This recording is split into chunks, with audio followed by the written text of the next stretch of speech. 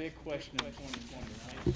But specifically for grant funds and any of these special allotment funds for Corona relief, back in August, we were told, August-September timeframe, we were told by TEA that there is a possibility for some more funds coming through a Title 8 of Division B serve.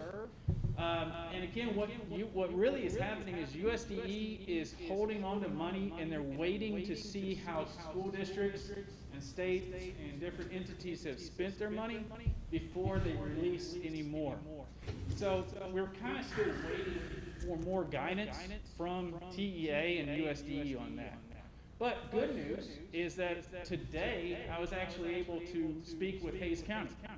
And Hays County has a portion of CRF funds that they want to contribute and allow San Marcos School District to utilize. Again, I just opened up that conversation today. So we don't know what we're going to be able to utilize those funds for, but it's still another opportunity for us to leverage funds and to have another partnership with our Hays County. And before I end, I want to stop and say, I got to thank all the people, business office, HR, finance. This has been a tremendous amount of legwork, not just on my end, but looking at codes, planning out every expenditure, and making sure that these programs are not overlapping, but aligning so that we can really leverage the funds to make sure that we're supporting our school district, our buildings, our students, all the people in the school districts, to make sure that we're prepared and we can respond properly to the coronavirus pandemic. With that, I conclude my presentation. Thank you. Any questions? Mr. Arredondo? Thank you, Ms. Cantu. Mr. Doral, thank you so much for the presentation this evening. My question is in regards to the governor's office announcement on the 14th of their TEA rapid COVID-19 testing pilot program that they're running through TEA. I know that press release said that the application process for ISDs was going to go live in 2 weeks. Is it the intent of San Marcos ISD to apply to be a part of that COVID-19 rapid coronavirus testing through TEA? I have not seen anything come across from TEA in regards to our so it's definitely something that we'll look at and consider. Again, all these programs we're looking at to see how we can leverage those funds to support our school district, right? So until I see further notice, you know. Okay, thank you. I think the TEA's chosen certain districts. I know that Salado was the one that they apparently they have an early application. So we'll see. Any other questions? Ms. Costilla? Thank you. That's really helpful. But the question that I get asked quite frequently is that how much money is left from COVID that we got? I think it would be good for this community to get this information and understand that, because there's some perception out there that we still have monies here and that we're holding on to that money and that, you know, we shouldn't be taking it from fund balance and we have this or whatever. So I think the community needs to know where we're at specifically with, when it comes to COVID money, that they think that we're sitting on COVID money still. Okay. That's information that we can. I think that would be very good to disseminate that information. Okay. My question was, when you said that we were only reimbursed $37,891 and 61 cents, that means that there was a part that was not reimbursed That we were not able to meet eligibility, yes. for reimbursement, Yes. but the cost was greater than that.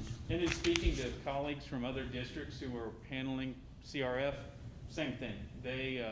They're looking at just pennies on what they could actually meet reimbursement on because of the restrictions and just the whole, how the Department of Treasury has set up that program. Any other questions? Well, going along with that, I think it's important for people to know what is covered under COVID monies that are coming and what isn't covered under, because not everything is covered under COVID money. Correct. A lot of people seem to think that we need to be using money to pay teachers, instructional staff, and they have this perception that we're not using this money correctly. Again, it all tied to need and then also program requirements. Thank you. Thank you. Update on social emotional program?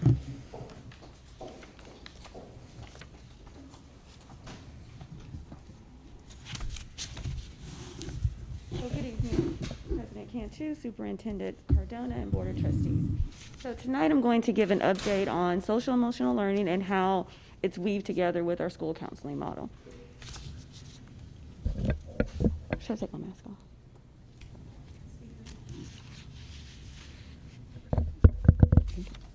Okay, I'll get closer. So my goal of tonight is to make sure that I ground all of us in the language of what SEL is, and then also how it blends with school counseling. So one thing that I really want to highlight is the fact that SEL is threaded through everything that we do. In this meeting, at this moment, we are practicing good SEL skills. We're actively listening, we're allowing for open dialogue to happen, we're taking in others' perspective. And so we want to keep in mind that this is happening through everything that we do. And so it's not just in isolation. So we don't have SEL in just one place, or it lives just with school counselors. It lives within all of us.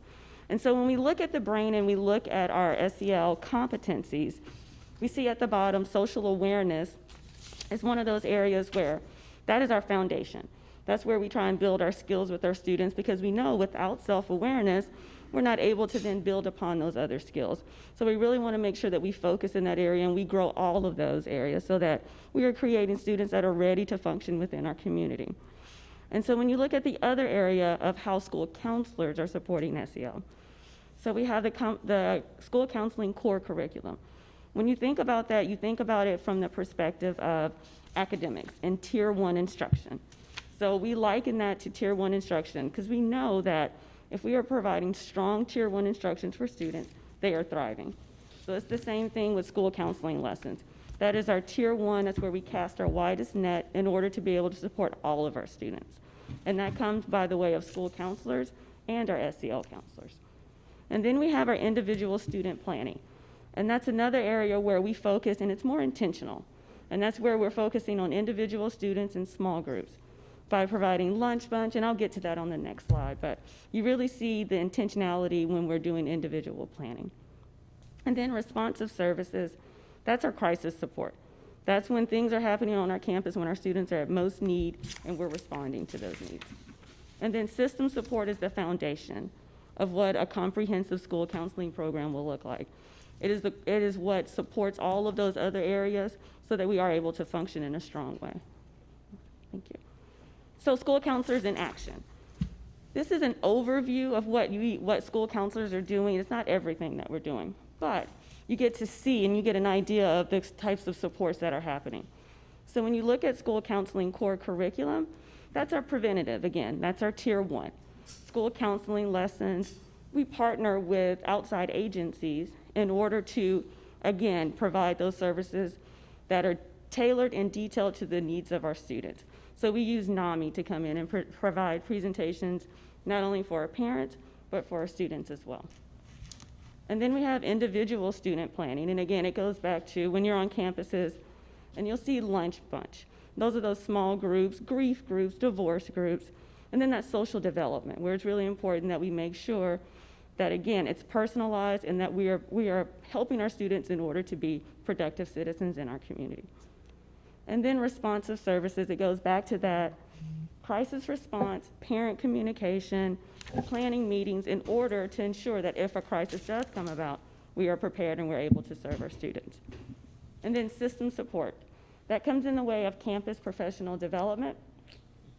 And that's where our counselors are providing that professional development for our staff members.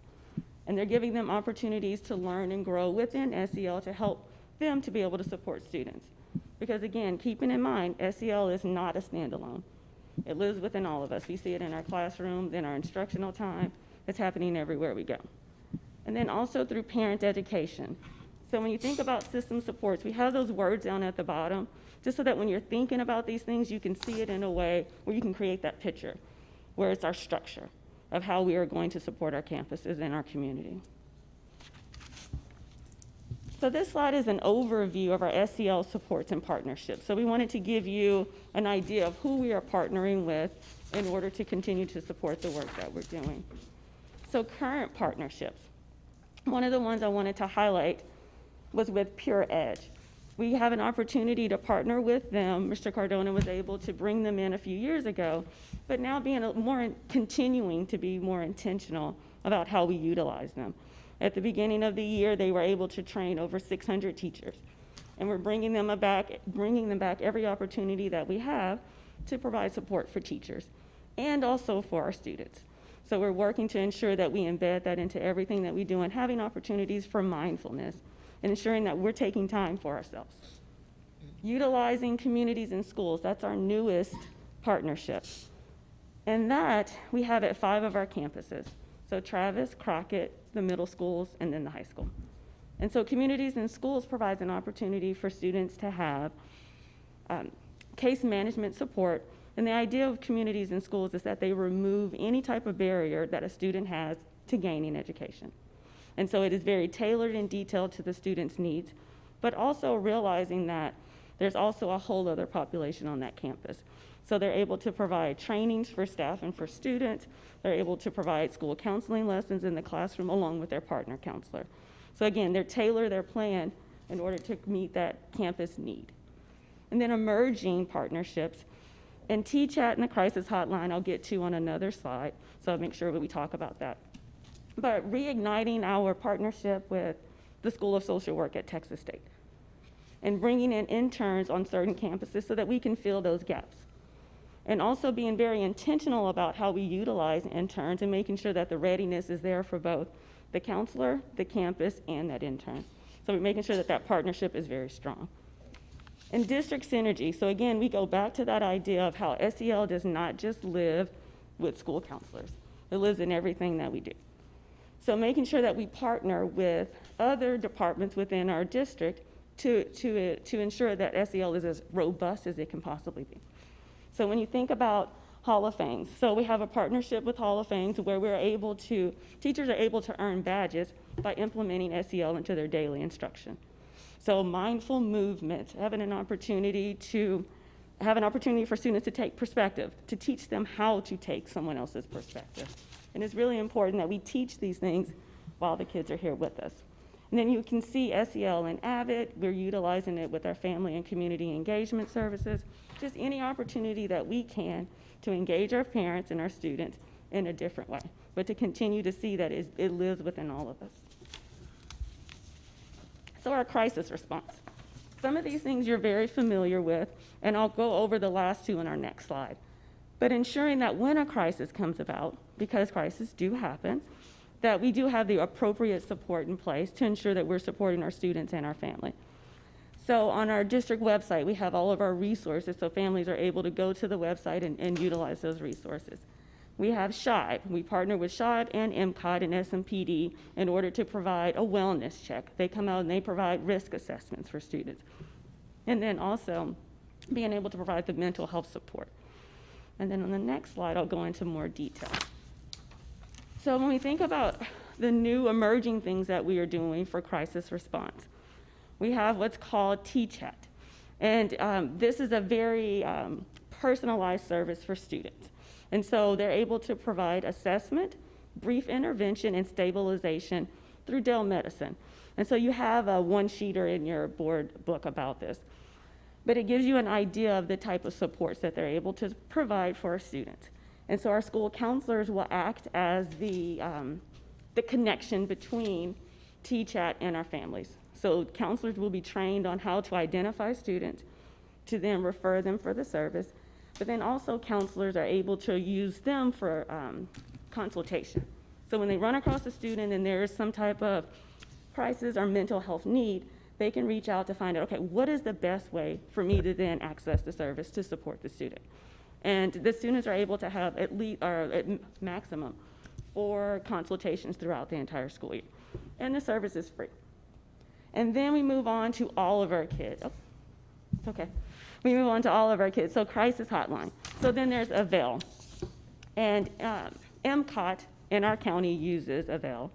And AVAIL is available in many counties and also school districts. And so they're able to provide crisis hotline support. But often with school districts, they're working more as a warm line. So when a student is going through something, they're able to access this 24 hours a day.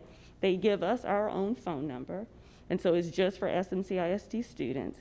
And we receive daily logs of whomever has called. So then that allows us an opportunity to then reach out and then provide additional support. But this gives us another layer of support for students to be able to access when they are in need. So that kind of gives you the overview of tier 1 supports, but then also how are we managing and supporting our students through crisis response. All right, so thank you for giving me the opportunity to share what we're doing and how SEL is working in our district. President Cantu. Yeah. Have a question, Mr. McLaughlin? Sure. Have you taken any specific steps to increase awareness of available services for students during virtual learning and COVID adjustments? Yes, so on our campuses, so at least once a month or twice a month, our counselors do what's called a Rattler parent check-in.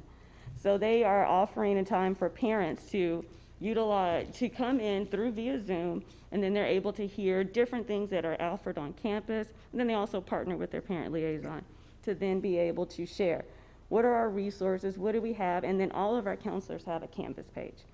So then then students are able to then go to the Canvas page to then be able to see those resources as well, and then also district website.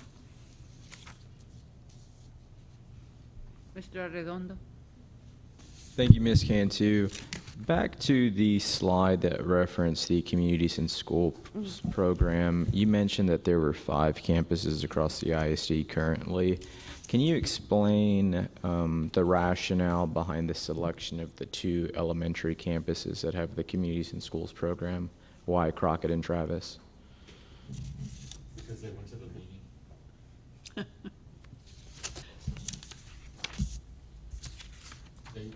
They went to the meeting in Austin because they were, all principals were asked and they chose to go. And then after that, it became a funding issue, so we decided to go after 5 schools. We knew the secondary schools, we needed it like pretty quickly. But Travis, obviously, having 3 shelters that feed them was an issue. And then Crockett, because he really advocated for that. Okay, so if it was because principals went to the meeting, does that need to take board action to get it at other campuses on the east side, or what needs to take place for that to We have happen? campuses on the east side. We have Midnight. Elementary campuses, excuse me. The issue will be sustainability, so we worked with Communities in School, they felt that 5 was a model they could support. I don't know if they can support 13 schools. I'm almost positive they can't. 5 was a stretch to get them to, but I would be interested as an individual trustee to see at least 1 elementary school on the east side with Communities in Schools, and if that's a budgetary consideration or something from the board, I'm ready to bring that item forward. Or are the elementary principals, will they meet to discuss what kind of services, that they could share some information so that there's cross-training or cross? well, I mean, at this point, it's really a matter of whether Communities in School has the ability to get another school, whether the board wants it or not. If they don't have the ability, the board can authorize it, but if they can't get the services, then And also one thing that we're doing to ensure that there's equity is having Communities in Schools be a part of everything we do as school counselors. So sharing those ideas, sharing those supports, so then that they can be added or implemented on another campus. And then also by partnering with Texas State, having social work interns on those campuses that don't have Communities in Schools. That is another layer of support that those campuses will be able to have. So they have a person that's on their campus that's able to provide mental health support, small groups, individual counseling as well. So we're looking to make sure that we partner with other entities to try and fill gaps as well. if you remember 3 years ago, we had service on the east side and west side of the district with Texas State School of Social Work. We actually had 2 social work interns on every campus. And then for whatever reason, Texas State dismantled their program. Part of it was you have to have a supervisor, have one social work. At the time, we had one social worker, she's at CDC. And so they had some supervisors, but then they completely dismantled their programming. Now it's basically starting from scratch. You remember the board authorized $50,000 in stipends or something to that effect, up to X number of dollars, and we were giving these interns $2,500 to Yes. basically cover gas and to help us. Ms. Hanson had her hand up, and then Ms. Costilla. I was going to follow up with Mr. Arredondo's questioning as far as, do we have a plan, and you just answered some of it, as to the board can authorize the expense for that, but if they're not set up for it, we cannot. I believe in communities and schools, and I do feel that we need one in the east side. And hopefully maybe we can strive for that now. As far as, she mentioned the social workers from the university.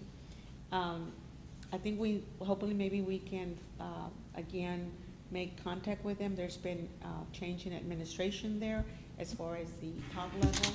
Maybe some discussions can be held with that new administrative, and see whether maybe we can get those social workers back over here again. And I for one, I come from the social work department, and I would have found it very advantageous if I could go into a school from here rather than traveling someplace else to go do my practicum.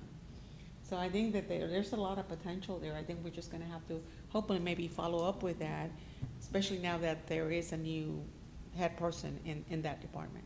Yes. We had a strong partnership with them last spring. Money is not an issue on that. They can only support 4. We asked for 5 and begged and got it. Those were the 5 campuses that advocated strongly to use their title money for it, but that every campus has the funds. It's when the program can support and our principals are in alignment with that. And I'm hopeful that when we see the good work that's happening, more of our principals will want that this year for their campuses. Well, and I totally support where you're coming from, Mr. Barton and Mr. Superintendent, but I think at some point in time, it's a matter of, we're going to have social workers in our schools, because they are a benefit, greatly a benefit, rather than just leaving it up to that administrator in that campus and say, well, do you want one or not? I think at some point in time, we just need to take the position to say, we're gonna have them in our schools. And revitalizing the relationship with Texas State and their social work department, one thing that was shared was that they have revamped things so that they are able to support. And like Mr. Cardona was sharing, but part of it was the supervision piece. And so now they have someone that will directly provide the supervision and also ensure that our needs are being met. So we had that conversation about how to make sure we align what we are wanting to have with the students that they have that are available. Because sometimes it's just purely numbers, and do they have students that have a readiness to support?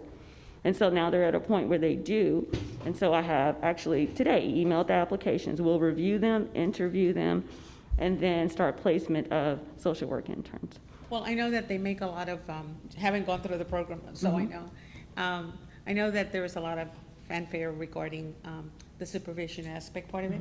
But when you're out there as a student getting to, especially graduate level, primarily on your own, you go in there and meet with a somewhat supervisor, and they just check off. So you're out there. So I'm assuming we're talking about graduate social workers. Or, Yes. Okay. Masters and Or PhDs. master, yeah. Masters and PhDs. Yeah. And so I think at that point in time, I think it's something that we can really benefit from. But we had more, didn't we? We had 13. Yeah, and then they cut it in half, right? The following year, they cut it in half because they sent some to A couple Kyle. of things happened. Students. Oh, I see.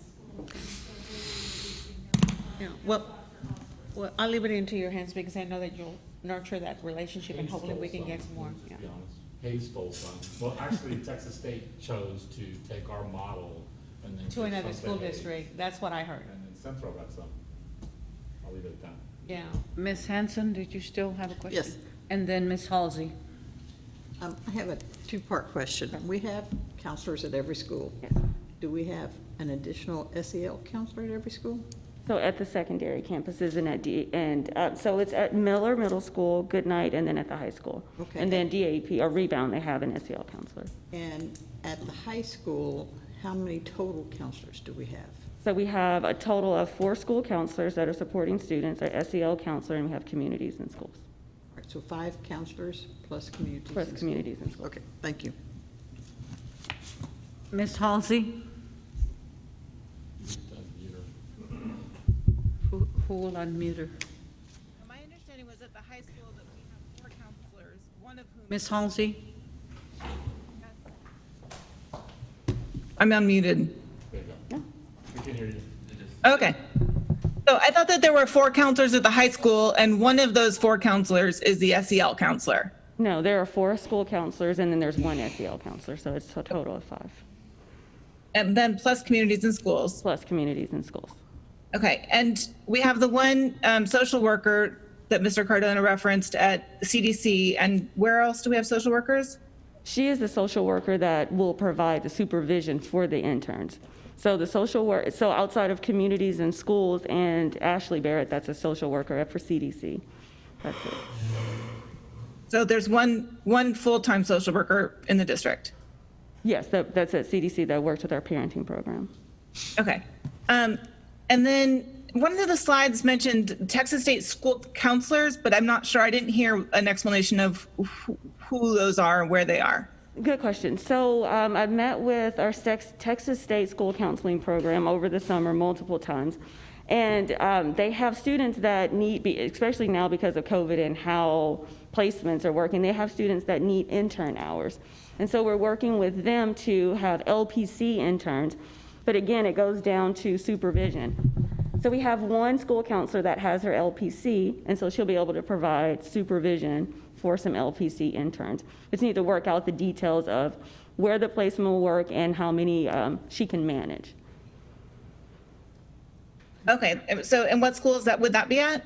Our counselor with her LPC is at Rebound. Okay. This is really helpful, and I've got more questions, so thank you. I appreciate the presentation. How do our social and emotional counseling services intersect with our SPED programming? Good question. So it acts as the same. So when you think about a student that's receiving special education services, they're a student. So they can still participate in social skills groups. So our school counselor, so if a student needs social skills, if our student is a part of a lunch bunch, any student can participate. School counseling lessons, all of our students receive them. So it's all of our students receive the same types of supports. But you will see, so for example, with, let's say, focus support, the focus teacher may provide additional, social skills for that particular student, but our school counselor can still provide additional supports and fit them in wherever they're best needed. If it's needed for a grief group, if they're needed for whatever type of group, they can still provide that support. Okay, that makes sense. And so I've seen at the high school information coming out from the high school about counseling services available. I've seen that information coming out at the elementary campus level. I might have missed it, but I don't think that I've received any information about those counseling services and specifically the social emotional supports at the middle school levels. And again, I might have missed it. There's been a lot of information that's been put out to parents so far this year, but if we can double check on that and make sure that that's coming out, I think it's really, really, really critical for those middle school students right now. Yes, because it'll look similar to the same types of supports that were provided when we ended, well, not ended the school year, but when the pandemic began. And so our middle school counselors, they're offering their regular lunch bunch when they have it during the lunch hour. They're small groups. They're teaching school counseling lessons. So the supports are there.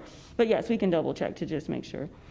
I also think it might be a good idea. I know, a lot of the information that I've gotten at the high school level, it's come directly from the principal. At the elementary school, it's come from the counselor via Canvas. I think it would be terrific if your office would put out some sort of notification to every parent in the district that came straight from you, that didn't require going through the Canvas, right? That just said, here are the resources, here are the numbers, here are the open hours. I think that there's a lot of Canvas emails going out and some things get lost in that. So. Oh, that's a good suggestion. Thank you. So, thanks so much. This is really helpful and I appreciate it. Thank you. Mr. Redondo? Thank you, Ms. Cantu.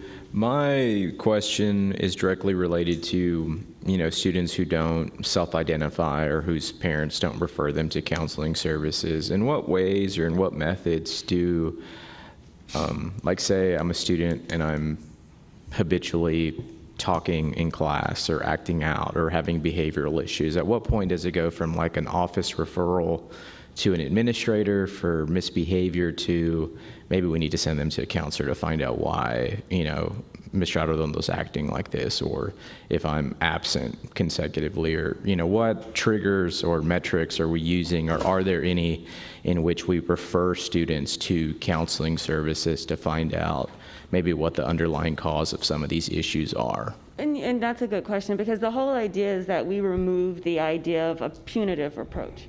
And so when you see that a student is missing class, or they're not, or whatever, it's either they're overly actively engaging in the instruction, or they're not, or they're more withdrawn. That's a perfect time for an administrator to pull in a counselor to say, meet with this student, because it's not always necessarily a discipline issue.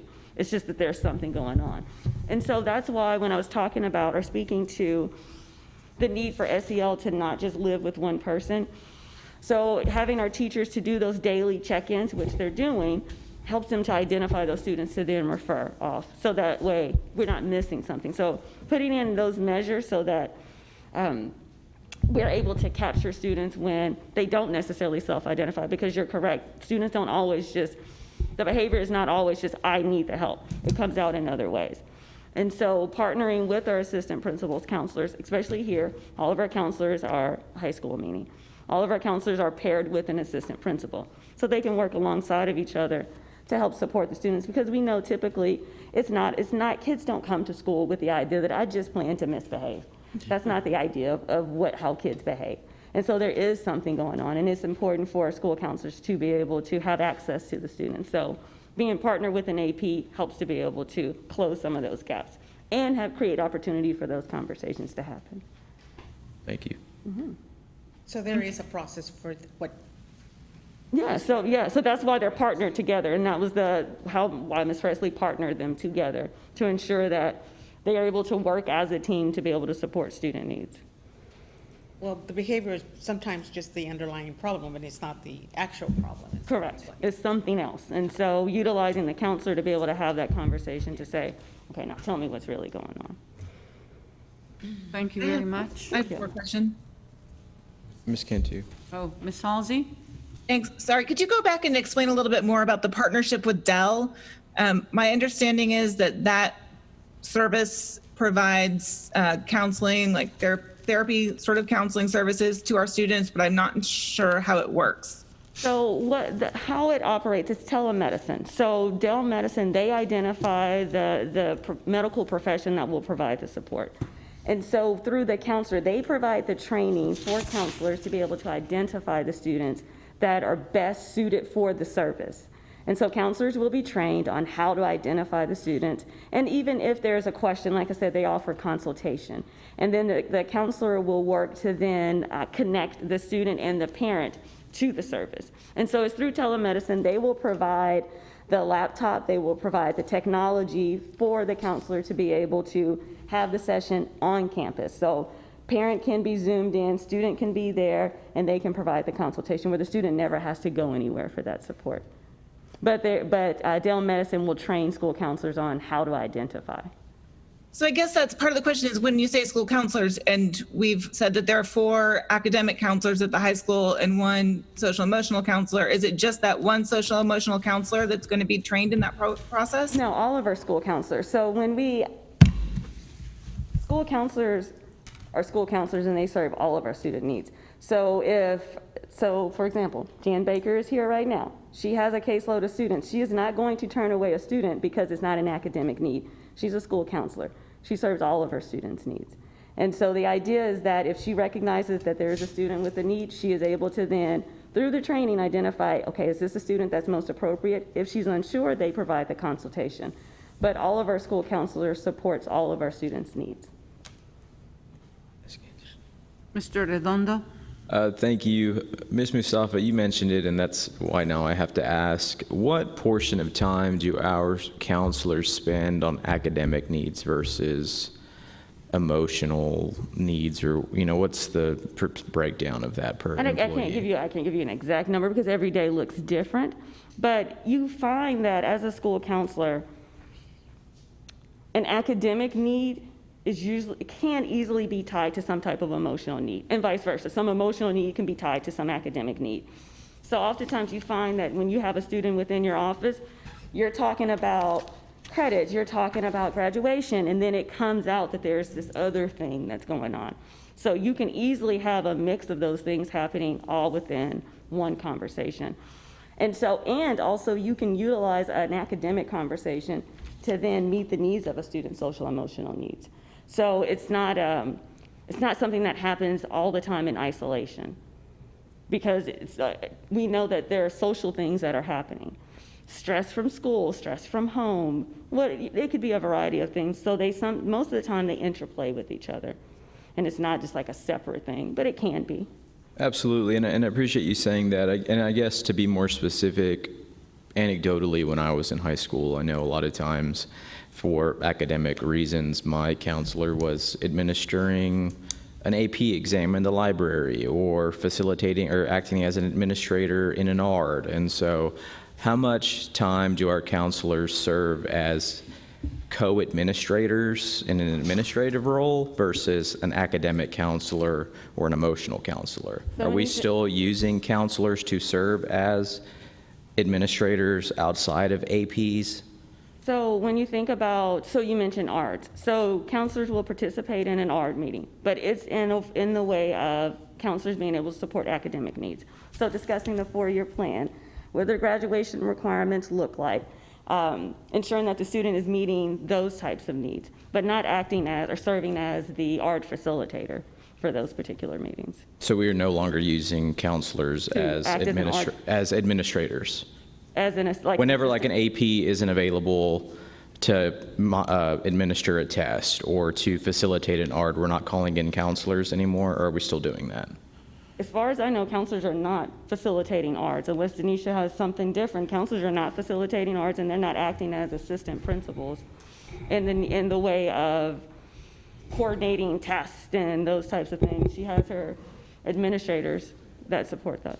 Okay, thank you. And So to, going back to the teletherapy, I think that's a great service, but I'm concerned that if we don't have somebody who's on location at the high school, every day, that service isn't going to be as used and as available to students as I think that it warrants. So I can understand why we have an LPC at Rebound, and I think that's great. But can you explain why we don't have an LPC at the high school? It's not, in order to be a school counselor, you're not required to have your LPC. That was something that she sought out on her own, to have her LPC. Right, I understand, but I'm saying I think that there's a need at the high school to have additional counseling services available. And I think that in part they'll be made up by the teletherapy, but I think that there's, the need is pretty great. And I think that as the pandemic goes on, the need is only going to intensify. So the more that we can do to support it now and get ahead of it, the better off we are. maybe when we advertise for another counselor, you might want to add that Attach to the LPC. to the information that goes out, so that you're looking specifically for LPCs, because your school certified counselors don't automatically have the LPC. And also, we do have current school counselors that are actively pursuing their LPC as well. Yeah. So it's just, but you're right, that would be a great thing to add, and that's something we can work with Dr. Baez to be able to do. Maybe not necessarily for all positions, but for some of the Or positions. just suggest it, and then as we look through applicants, pulling those that do have their LPC. Yeah. Any other questions?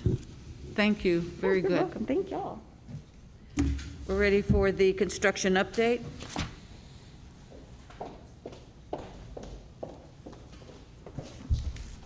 My slide changers stepped out of the room.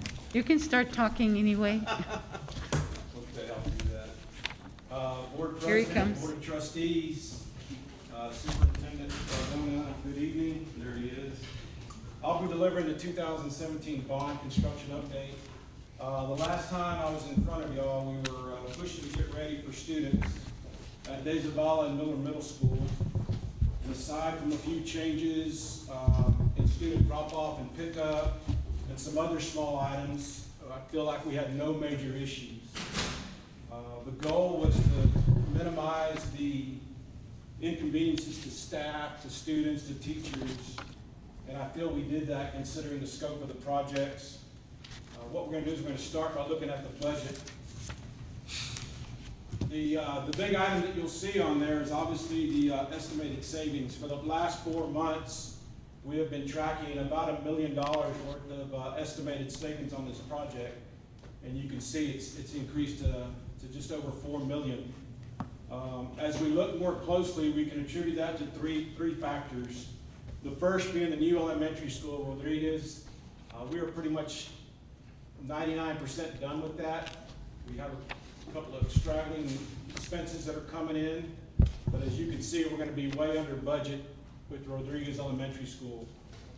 The other significant contributor here is the 5 campus renovation, particularly the 3 elementary schools. We're definitely going to come in under budget. We're still doing the analysis, but it could be in excess of $2 million just for the 3 elementary schools.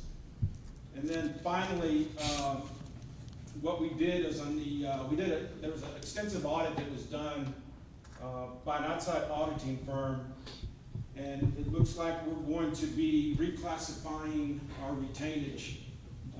And instead of moving that into the estimated total to complete, we're actually going to be moving that into a total booked expenditures. And of course, retainage fluctuates each month.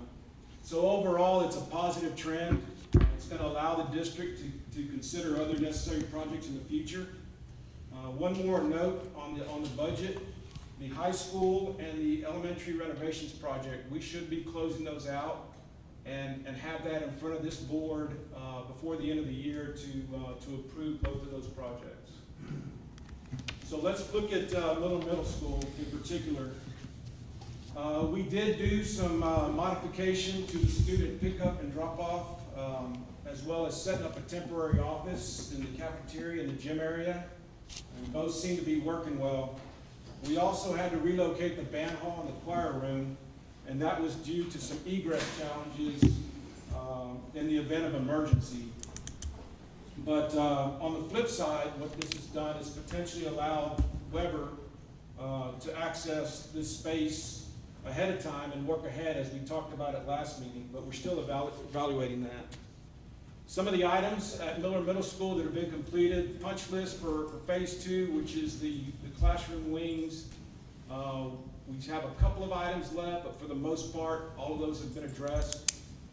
We poured concrete in area D, which is going to be the new admin, new entry area. And then a lot of that rest of the activities is around area F, which is the new band hall, and it's on the south side of the campus. As far as items in the next 30 days, we still have millwork. We do have temporary countertops in the science labs in phase 2, but we are waiting for new millwork to arrive so that can be installed. Courtyard 1, we've got some millstone, landscaping, and irrigation to do. And then, of course, as you can see there, area D, which is a new admin and library, and I'll show you pictures here in a second. Steel erection, the roof decking, exterior framing, a lot of activity going on in area D as well as area F today. As far as the project schedule, we're still tracking April for a completion date for the new band hall, new admin, the entry, fine arts, and the library. Once again, we're going to be pushing for spring break. That's a good time to move with students out of the building. But if we don't make it, we are targeted for April 2nd. And, I'll show you the next couple of slides are the photos. If you look at the photo on the left, it's a bad photo, but if you look at it, that's looking from the parking lot. That building is the new band hall. It has been enclosed. A lot of work is happening behind those walls. And then the other picture on the right is of last week. If you're looking north, that's going to be the new entry, band hall to the left, entry in the middle, and then the library off to the right. The other photo, that's the new admin library, September as compared to last week. As you can see, the still's going up. We've got roofing going up on the new library, flooring, decking. As soon as we close that up, you'll see some exterior framing happen in the next 30 days, and it'll start to look like a real building.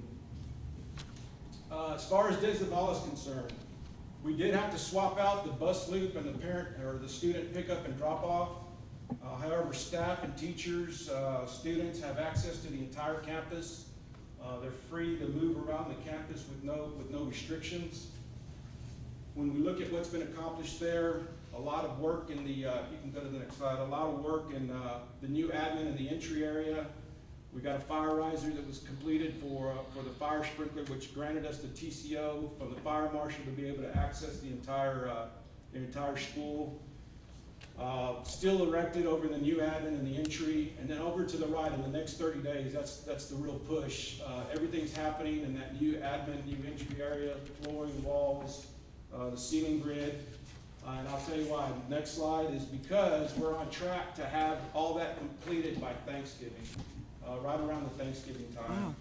And then at that time, we'll swap the bus loop back over to where it originally was, and then student and parent pickup will move over to the new side. The next big phase on there is the completion of the library. That is, as soon as we move the new admin over to the admin, the existing admin area to the new admin, we'll have Bartlett Cup go in there and start doing demo and have that library complete by April 30th.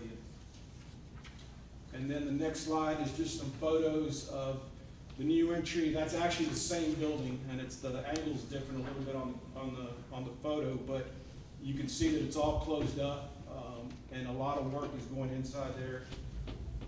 And then the next photo is just the halls of the new admin area, and then that's sort of going to be that'll be the student parent pick up and drop off on the new admin side.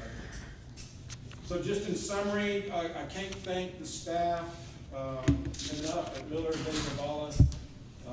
The admin, the teachers, the custodial staff, there's a lot of patience, a lot of work that went in so we could get the campuses ready, but we accomplished that and certainly moved forward on these projects, trying to, once again, with less inconvenience to the staff as possible, but they're, like I said last time, they're major projects. So.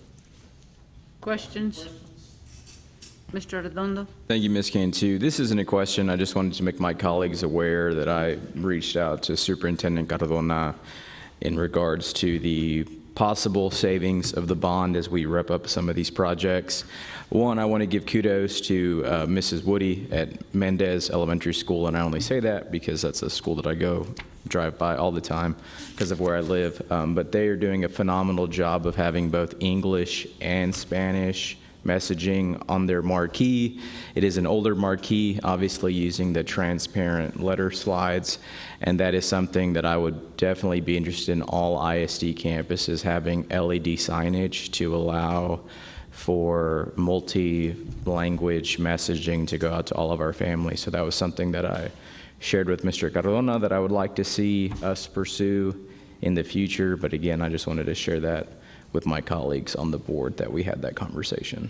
Good idea. And President Cantu, Yes. when I picked my packet up on Friday, and the construction update wasn't in what I got. Was it in y'all's that I just missed out? Or? No. If we could get that maybe in time to make it to the packet, I feel like I'm able to. We didn't have It it. was emailed separately from Mr. Barton, but Yes, it was. yeah, it wasn't Okay. in the Today? original. Over the last week, I think before the board book came out, actually. Or maybe that's why I didn't It see was before the board meeting. Okay. Yeah. Then never mind. I think Mr. Barton sent us that I've information. been looking. It was the budget and construction. Oh, I just They thought were that was it. attachments. Okay, It was thank you. attached.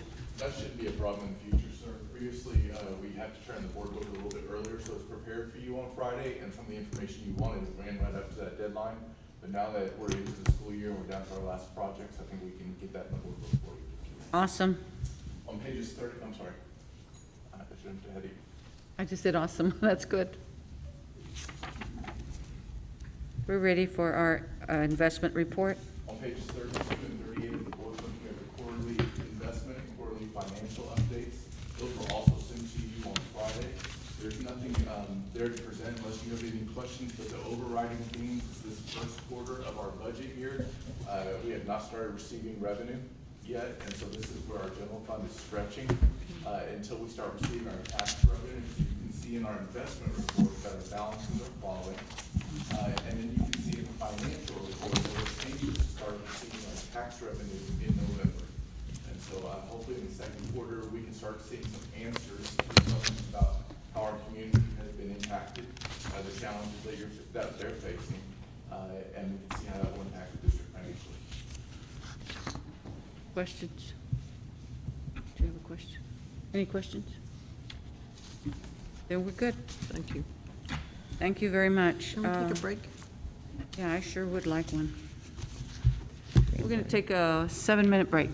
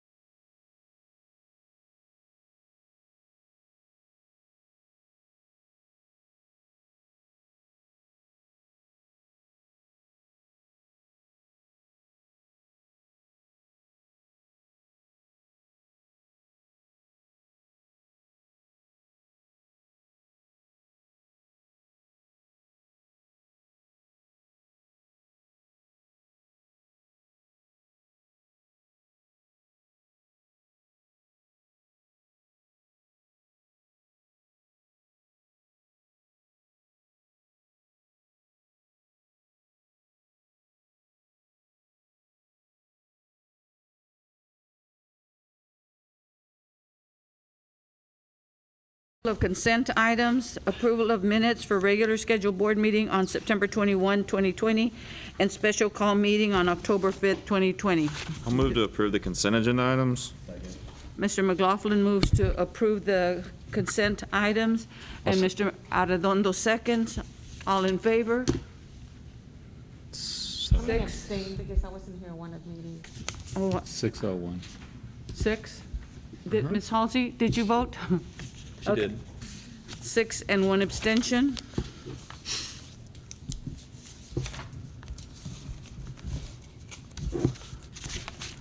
Items for action. Consider approval of 2020-2021 T-test appraisers. I move that we approve as listed. Ms. Sampson moves. I'll go ahead and second. All in favor? Ms. Villalpando, you voting? Okay. 7, all opposed, 0. Consideration and approval of additional social emotional counselor at San Marcos High School.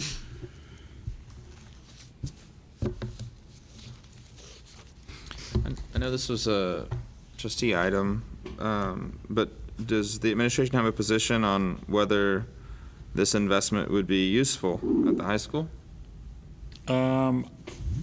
We did talk about it. We actually talked to Ms. Presley about, can you hear me? Academic counselor and or / social emotional counselor, I think is what we wound up talking about. There was talk of another position, but we reached out to Trustee Halsey, and I think she was just gonna kind of, if you want to jump in your conversation, but I think Ms. listen Bush. to the conversation tonight to see how things were going. Okay. Ms. Costilla? Following up on Mr. McLaughlin's questioning, and I was gonna ask the same question, and I think they were fairly covering it. School counselors, and I think Ms. Cantu knows that basically those academic counselors, they deal with those academic issues. I know we have one counselor that, well, the question now is gonna be, a lot of our students are not here, but that doesn't mean that there's not a need for them. Then the question is this something that we need to, I have no problem with doing that.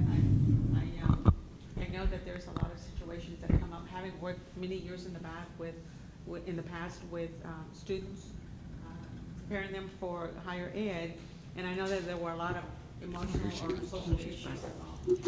So, maybe if she could maybe speak to that and see where we are, or, you know. Well, and they'll trust me, this group will correct me if I'm wrong, but several years ago, we did reduce the counseling. Mm-hmm.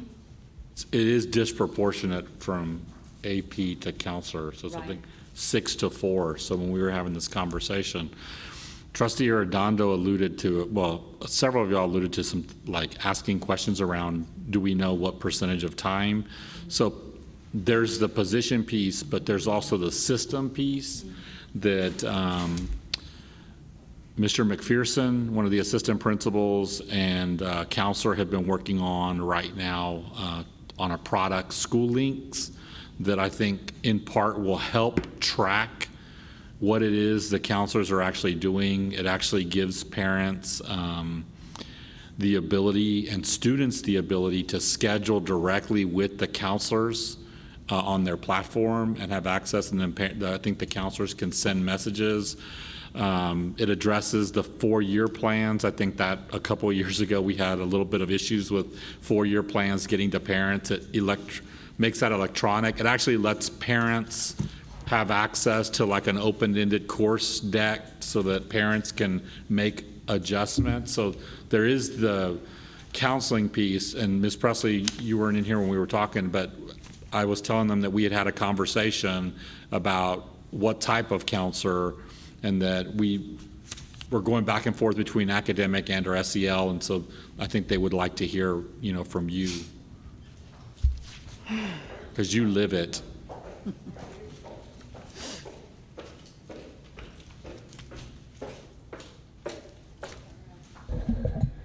Good afternoon. Can you hear me through this thing? It feels so awkward. I also have our lead counselor here, with us who can fill in any blanks that I might leave. For us personally, I would, we need an academic counselor. One of the reasons being is that your academic counselor, and it goes back to what Ms. Mustafa was saying, they do everything, right? All kids belong to our academic counselors. So part of their role is the Tier 1 SEL supports, and then part of their role is the academic supports that they offer our students. Whereas with our SEL counselors, although it is extremely important, and please understand that I'm not discounting the role of our SEL counselor, that is what they do. They spend 100% of their time is built around the SEL supports for our students. Whereas your academic counselors are trained to split their time amongst both functions. So you would prefer, instead of an additional social emotional counselor, an academic counselor? I would, yes, ma'am.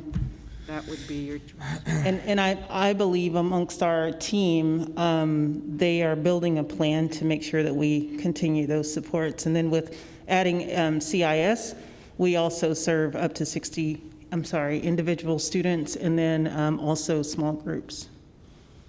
Mr. Redondo? Thank you, Ms. Cantu, and thank you, Ms. Presley, to speaking on what you believe are the needs at San Marcos High School. I appreciate Ms. Halsey's request for this, and if a motion is made, I will support encumbering funds to post for an FTE at the high school campus in the counseling department. Obviously, we just came from a break right now, but I know on similar issues, Mr. Cruz has provided guidance that as long as the agenda endeavor to be transparent about the item in which we are voting for, obviously it's talking about approving a position at the high school. So I don't know if someone needs to call one, if it turns from a social emotional counselor to just an academic counselor. But again, whatever that might be, as an individual trustee, I'm supportive of talking about that and potentially voting to allocate and encumber those funds for San Marcos High School. Additionally, I understand that it's a weird time to be hiring, and obviously you're doing the other 10,000 things you want you to do in the midst of in-person and remote learning and all the other things. So I don't know if this conversation becomes more elongated and we ask for Ms. Presley and the staff at the high school to come back to us towards the end of the semester, and she can report back on, what that additional academic counselor will be doing or whatever that looks like, but to get consensus from the board if people think that this is not the right time or whatever. I'm trying to telegraph that I'm amicable to having the conversations of making it more amenable to my colleagues on the school board to approve this tonight. I think one of the concerns that Ms. Halsey expressed to me had to do with the fact that we've had some suicides, and because we're dealing with COVID, that those were reasons that she was putting social emotional counselor. But I agree with the position of adding a counselor, not necessarily designating social emotional or academic, and leaving it to our high school principal to decide what is needed. Ms. Costilla? To some extent, I'm sorry. Ms. Hanson was next. I'm so sorry. No. I was just curious what the cost is, and is there a cost difference for SEL versus academic? LPC. Well, so no, the cost for counselor ranges, the average midpoint would be about 72. Okay. And that's all. Any counselor? Okay, thank you. Because whether they're certified school counselor, LPC, or then they still fall in that mid-range LMSW, yeah. for the budgeting purpose. Thank you. I think Lupe was first, but. Okay, Ms. Costilla? Following up with what you had mentioned, once again, my concern regarding a regular counselor, and you have the information. To some extent, I agree with Ms. Halsey. The issues that we've had, the emotional connections, our counselors way back then, many years back, our school counselors had to deal with academic issues. Maybe it has changed now to where their training is more advanced as to dealing with the emotional issues, social issues that are taking place with students. That's where my concern would be, is to not going with a regular counselor. But once again, I agree with Ms. Cantu that I think we need to leave it up to the expertise as to what you and your staff feel is most the most significant need here, whether it is a social emotional counselor, or whether it's something that can be taken care of with adding another school academic counselor. I'm just very uncertain with that, because coming from that background and having dealt with students before, and the issues that come up when you're talking to them about schoolwork, and then there's something else going on. Yes, ma'am. So, but once again, I would leave it up to you whether we need to do it now, or whether we want to wait until we get a little bit more information. I would be interested to know, on a percentage-wise, how much time our academic counselors are dealing with social issues with their students. I think, if you don't mind, Ms. Baker could answer that question for you much better than I could. You come to the mic, please. Thank you. I apologize to everyone in the room for not having my mask. I feel like COVID Carrie here. Honestly, every day I would say that we are dealing with so much that is academic, but we have students who are emailing us, parents who are emailing us, we have students who are Zooming us. The social emotional needs of our students and our community is high. And for that, I understand the thinking of getting one more SEL. And believe me, I agree with that. But I only agree with that if we can get the additional academic, and here's why. Our team of academic counselors, they are incredible. They have heart, and they are trained, and they are strong social emotional counselors as well as strong academic counselors. If you can give us the extra person as an academic counselor, you will free us to help all of our students doing what we were trained to do, what we love to do, what our hearts led us to this job to do.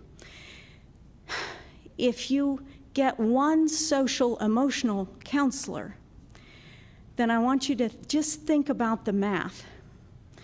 If we're only talking about one person and we have to decide whether that's an academic or an SEL, right now you have one social emotional counselor who is handling 2,400 or 2,380 as of today. If you get a second social emotional counselor, it's still 1,200. Counselors are not great at math, so nobody better be holding me to that. But you get the ballpark. But if you give me one more, at least, academic counselor, now divide that 2,400 by 5 or 6, because now you wrap in the social emotional, and you have freed up those resources to give us the time to do exactly what April was telling you that we are trained and ready to do. President Cantu. Mr. McLaughlin? I appreciate the impassioned plea, but I mean, that just hasn't been our experience, right, over the last 5 years. We have so many, and this isn't addressed to you, Mrs. Baker, so, but just generally, it hasn't been our experience, right? We've had a large number of APs and academic counselors, and I see like 2 people moving about, you know, and then we had a complete turnover in our counseling staff 2 years ago, and then we had all new ones, and then we had another turnover this summer. So I'd rather, I mean, I was the second requesting trustee for the social emotional counselor because that seemed to be an emergent need that would require board action outside of a budget process. But now it's morphed into just another body as an academic counselor. I'm not interested in that today. I'd rather that come from administration with a recommendation and a plan for how that would be integrated and how the students would be redivided and what the timing was. There's just not an emergency that calls for us to do that in October. not just a general academic counselor. Pando?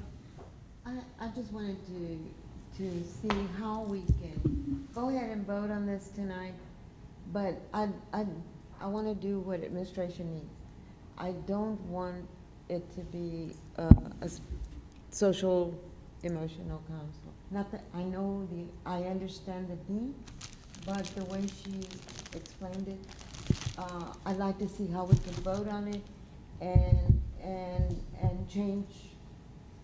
We can't vote for this motion. That's just He was it. going to check with, But he's not responding. I think we should just bring it back in November, and it can be broader, and then it can be from Michael or Mr. Cardona and high school staff if they feel that's a need, and they can explain how it's going to be integrated midstream. And then I just don't see, since it's no longer addressing what we put on here, I don't see the urgency to do it this moment. Mr. Redondo? Thank you so much, Ms. Cantu. Mrs. Presley, to be quite honest, obviously I've followed your career as an administrator, even when you were outside of the San Marcos ISD. When you were at Lehman, there was some incidences that led you to talk about, trauma at your campus and how to respond to a student population that was obviously hurting. Can you speak to that work and what programming or what you did there in regards to, I think, what trustees McLaughlin and Halsey are saying is an emergent need in our public school system? Sure. Leading up to the time when I was there, when I got to that school, the school experienced 5 consecutive years of suicides or accidental deaths of students on their campus. We don't want to get to that space. And so what I was charged with is, here is the problem. Of course, there were more students. There were 2,800 students at the time. And we had eight counselors serving our students. We had 2 CIS counselors, serving our students, in addition to a licensed social worker who was able to, I think Mr. Cardona talked about the model that was used here. We moved it, or we were using it there. And at any given time, she would have up to 8 interns on campus or within the district, and would distribute some out to other middle schools that were in our feeder pattern. For the most part, though, there was no less than, I would say, 4 to 5 on campus at any given time. And it really took that kind of intensive, laborious work on the social, emotional side.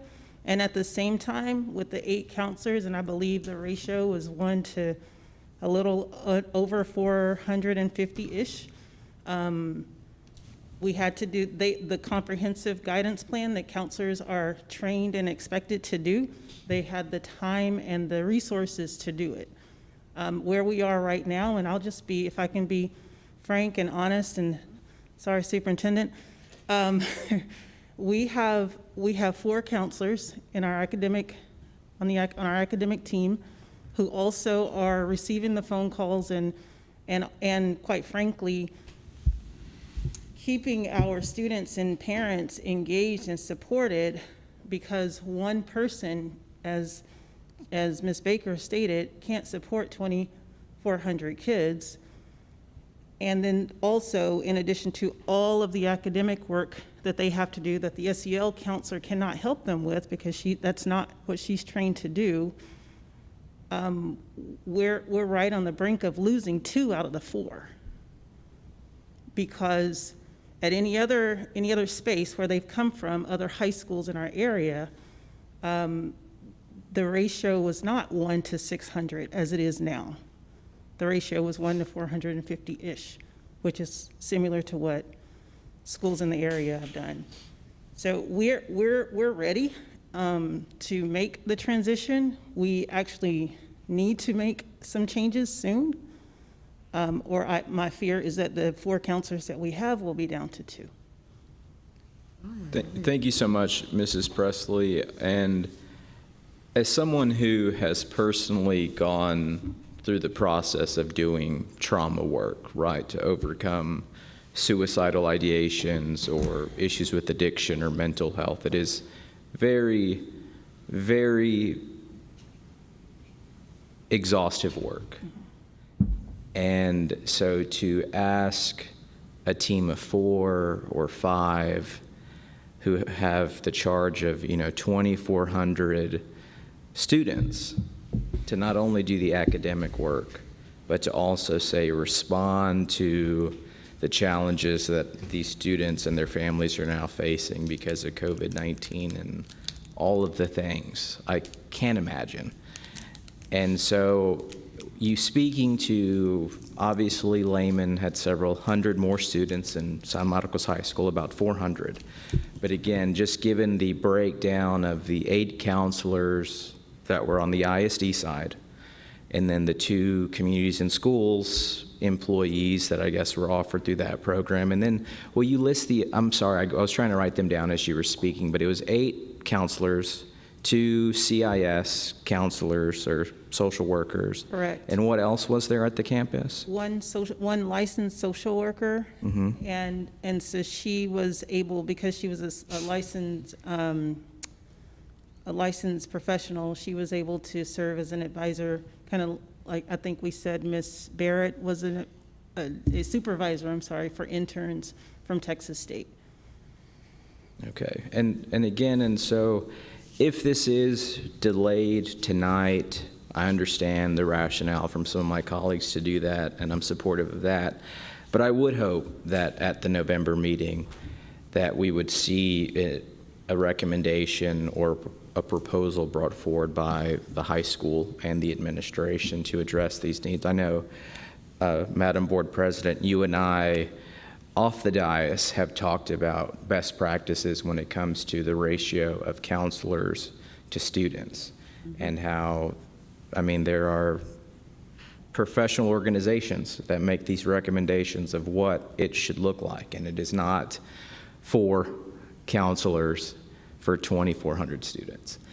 And so personally, selfishly, I hope that somebody makes a motion tonight, because there's no guarantees that I'm going to be here next month, so I'd like to see something get done. But I do also understand if people want to wait until November. But either way, I'm ready tonight to allocate some resources where there's obviously significant need. Ms. Halsey? Thanks. I did double check the recommended ratio from the American School Counselor Association, and it's 250 students to 1 counselor. So we are, far away from that.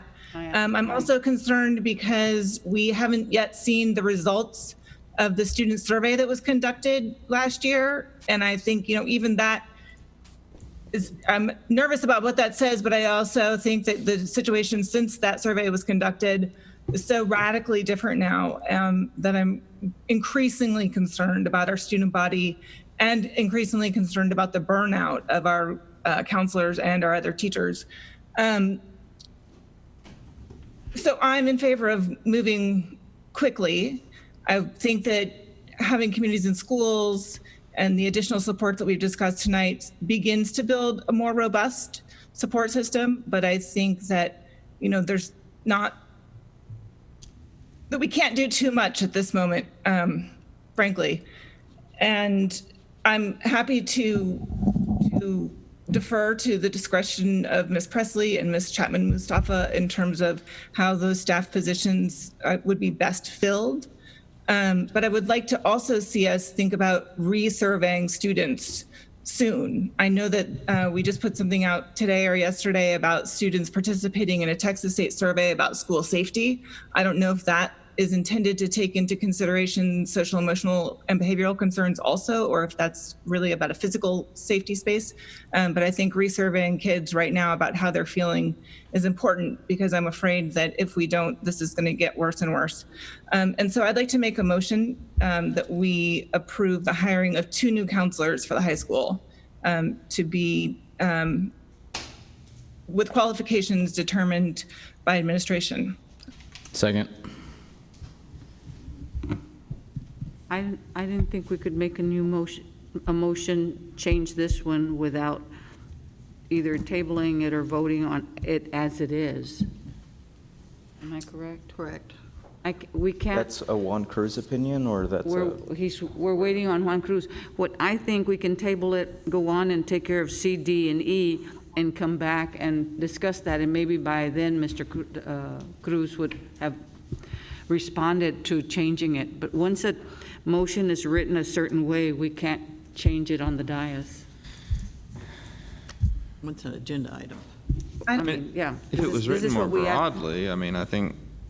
I'm okay. Well, if Ms. Halsey withdraws her motion, we can table this. Excuse me, the motion, what the agenda item says is an additional social emotional counselor at San Marcos. And I think that what Ms. Presley and Ms. Chapman Mustafa both clearly demonstrated is that even our academic counselors are also in charge of social emotional pieces. So I don't think, the wording doesn't say somebody who has an LPC or is strictly this. It says counselors that support social emotional learning. So I think the hiring of 2 counselors at the discretion of admin and those people seems to me to fall into it. But if we need to check with Mr. Cruz, that's fine.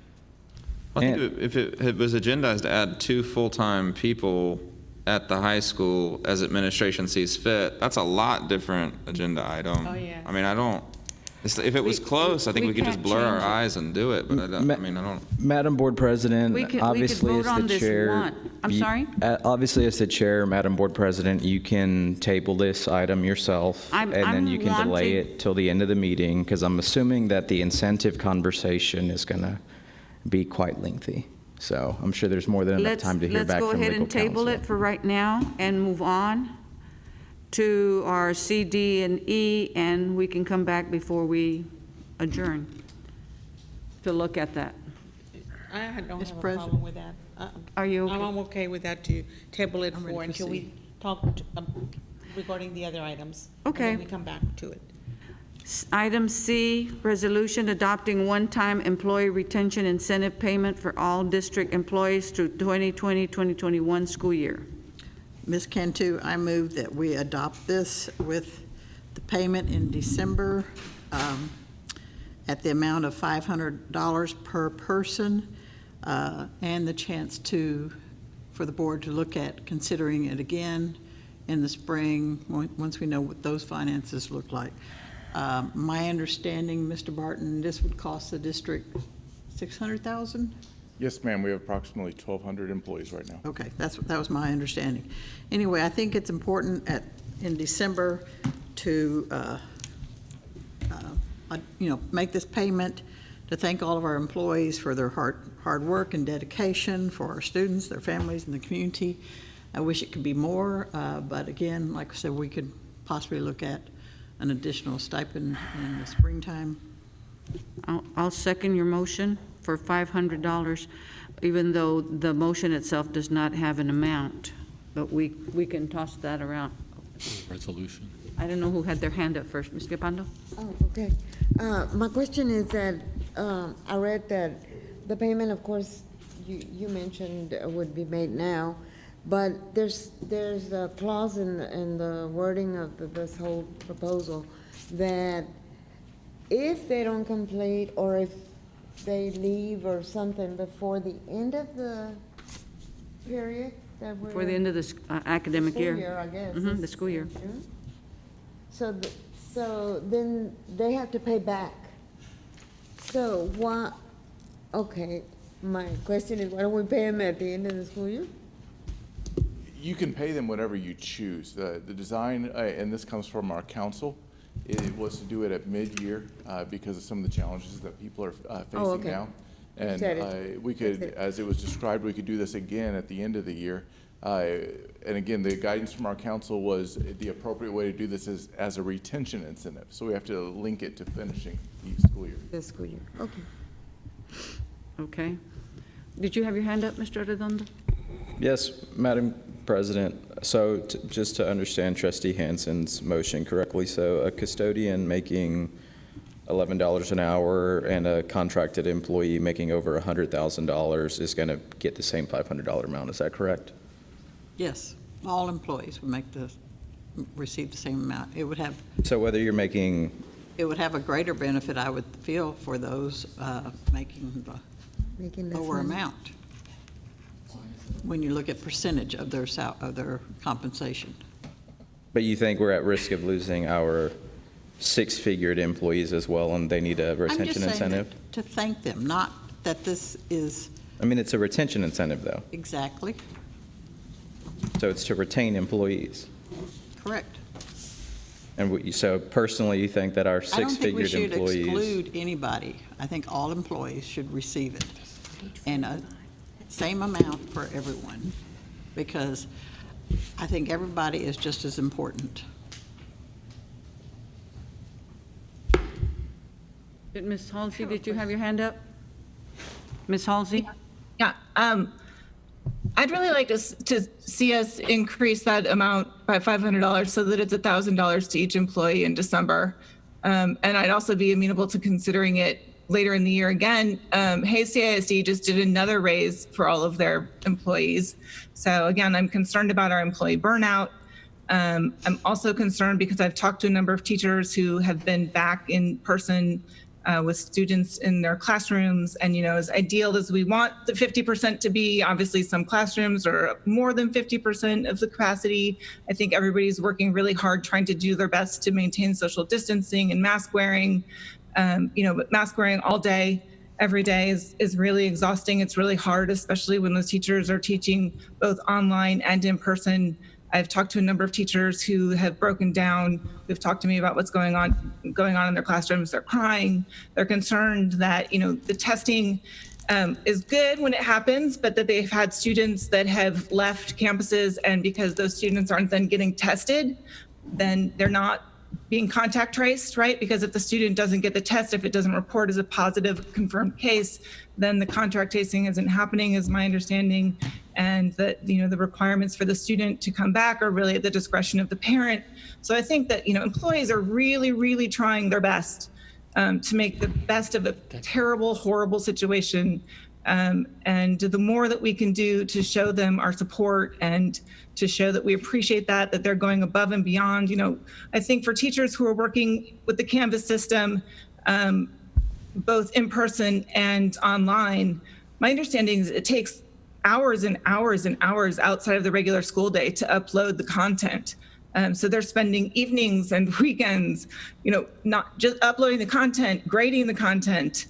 I think it's a really insurmountable challenge that we have placed before our employees, and they're rising to the occasion. They're doing it. They're working really hard at it without complaint. And I think that this is a gesture that would go a long way. So. Ms. Costilla? I'm trying to, in years past, haven't we given out what was considered then like a Christmas bonus or something during the middle of the year that wasn't really tied to retention?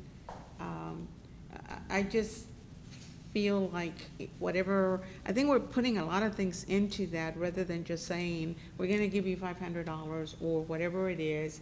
And I think Ms.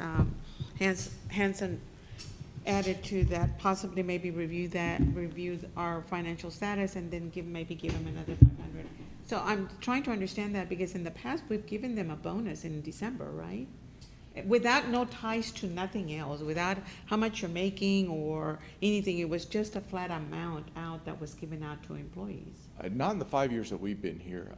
Maybe it was prior to and that. sometimes a resolution have could no have been idea. worded differently. But I know that we gave some bonus. But I mean, we gave an amount, and a one-time pay is usually how I'm it's having a worded. hard time that we're connected this amount or whatever amount we might decide to COVID and going on. Yes, everybody's working hard. I think our administrators, our custodians, I think everybody is working, has put a lot of hard work given what has transpired.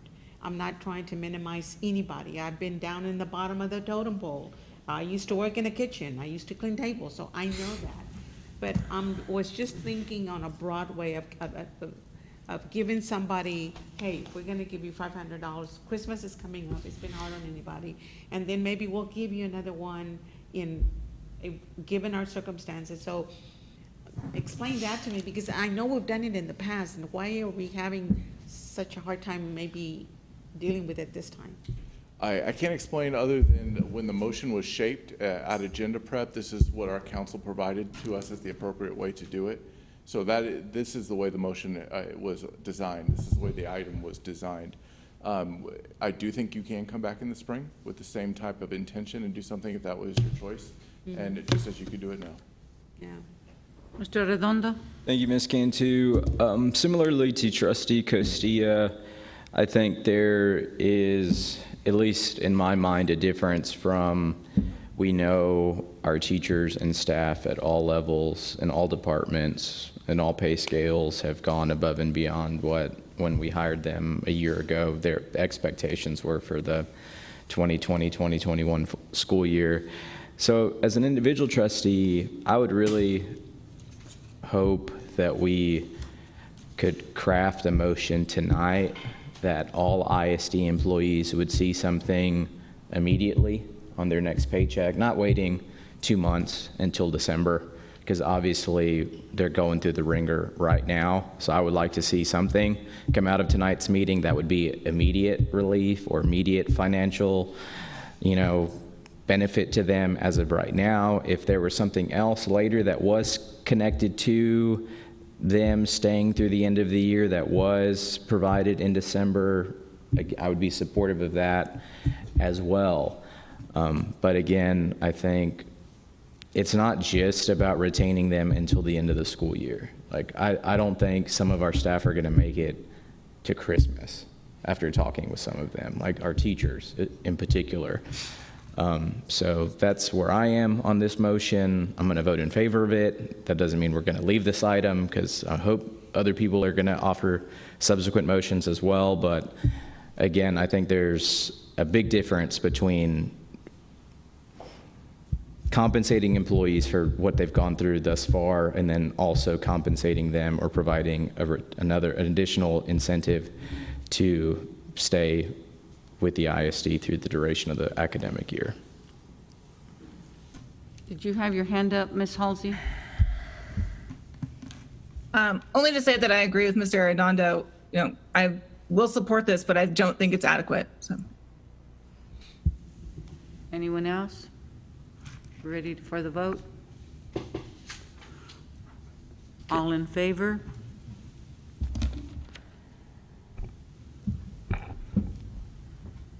Seven. All opposed, 0. So the motion carried.